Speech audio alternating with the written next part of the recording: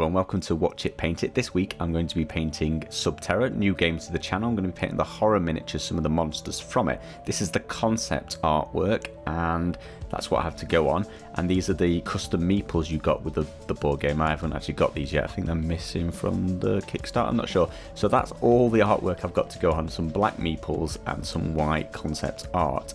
I'm just going to start back with a video showing you Papa Rook. If you've not seen that, if you play Arcadia Quest, painted that a couple of weeks ago, so you can check that one out. And I'm just showing how I use my hobby holder, just switching out, unscrew Papa Rook, bring in another bottle cap, add a little bit of blue tack. I'm going to stick this horror miniature to the top of that bottle cap and then just screw that onto the hobby holder. I've used the hobby holder quite a lot now. I'm really liking it. So if you've not seen that yet, check out my initial thoughts video on that, or just the unboxing, have a look at it.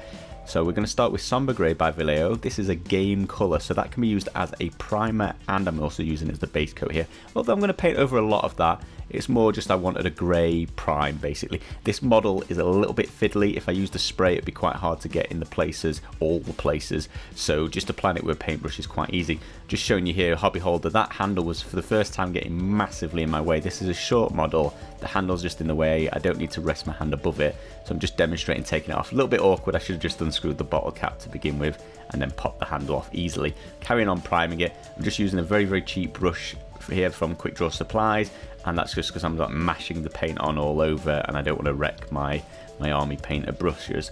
After that, I'm going to take Necromancer's Cloak. That's by the army painter. That cannot be used as a primer, and I'm going to be painting in the base coat for the rocks that this horror's creature's sitting on. Dead Black's next, and just painting the whole horror dead black here. So this is the second time I've been to this point of the video. I accidentally recorded the entire audio up to this point, realizing my microphone was on mute, and I said some very funny things the first time, so just have some laughs now, pretend I've still said them. They were definitely worth laughing at. So just base coat, and using my regiment brush, the whole of the horror creature I'm going to completely black.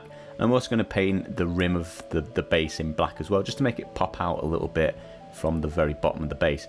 Then I'm going to mix Necromancer's Cloak with Filthy Suit, 50-50, 1-to-1 ratio, and I'm going to be dry brushing that lightly across all those rocks, the 3D base that you can see the model stood on, and that's just going to make those rocks pop out a little bit more from the sort of grey, dull, shadowy area from under him. After that, I'm going to just take Filthy Suit Neat and just very lightly highlight the very tops of all those rocks, just making it look like the light is hitting the top of the rock slightly more than the rest of the rock. That's very easy to do. Just take your time. This whole model, if you've never painted before, if you're considering painting, this is one of the easiest things I've ever painted. I advise giving this a try if you're interested in painting. Necromancer's Cloak Neat now, back out, and this is to just dry brush again, and this time I'm dry brushing the horror. I'm very lightly applying the smallest amount of paint I can. I'm wiping off all the paint I can onto that tissue, and then just dragging the dry paint on the brush across the model. And I'm going to do the same with Filthy Suit on the horror itself, and that's on the extremities of the model, so it's like its face, its handy paws that are sticking out the front, its joints and its leg, and then I'm going to do down its spine, just catching its face on both sides as well, because that's where the focus of your eyes are drawn to when you pick up a model and have a look at it. I'm going to use Livery Green by Vallejo, and that's just painting two eyes. This is a really bright green. Love this colour. I'm not even a massive fan of green, I just love this colour. It's just bright, right? It's interesting compared to what we normally paint, so I'm going to just paint his eyes bright so they stand out a little bit. Just get enough paint. He's got quite big eyes, I think. And then final touch, I'm just going to use some Glistening Blood by the army painter.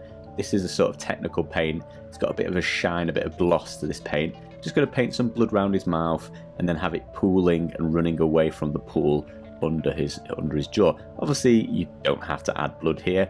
You can add more blood, you can do whatever you want. That is completely up to you, that step. I mean, all of it's up to you, do what you want anywhere. But that's how it looks, and that's my model completely finished. That's start to end 20 minutes for this model. That was nothing, and I think he looks good. Like, for how little effort and little skill that takes, he looks very good. He's going to massively improve the immersion in an already very immersive game. So, like I said, if you've not tried painting before, this is a great model to start on. Dry brushing is a very easy technique, and I'd massively advise giving this one a go. Just going to show the other two models. Like I very rarely paint the whole set, and I just did all three. It was that quick and easy. Different amount of blood on each, just giving you a different look and feel for what you might want to achieve. So that's it. Thank you all very much for watching. If you want to see some more Subterra, let us know in the comments below, and I'll see you on Friday for the usual sort of Massive Darkness-esque Simon game regime. Thank you all very much for watching.